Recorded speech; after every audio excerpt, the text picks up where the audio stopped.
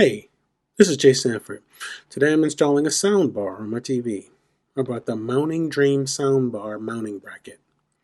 It can mount a soundbar above or below a TV.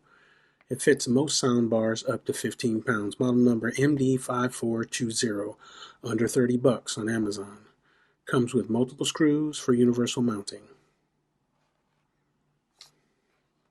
My TV was already mounted, so I had to take it off the wall first.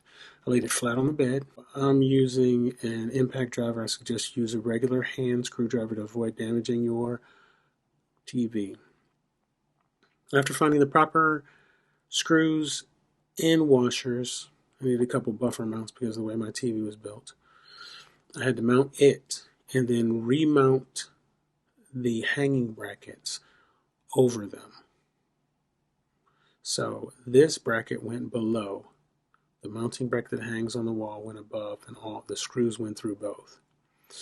Then I had to adjust the soundbar to figure out exactly where it needed to be to hang as close to the TV, which is what the look I was looking for, or the look I was going for, was to close that gap between the TV and the soundbar.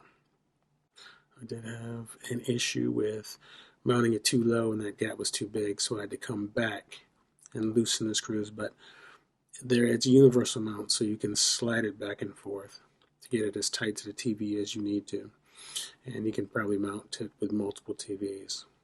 Once I was completed, I tightened all the screws, hand tightened. They mounted well here. I also zip tied the extra plug unit on the back so the plugs can directly plug into the wall and you wouldn't see any of my wires. I remounted the TV, used a level to make sure it was straight, and voila!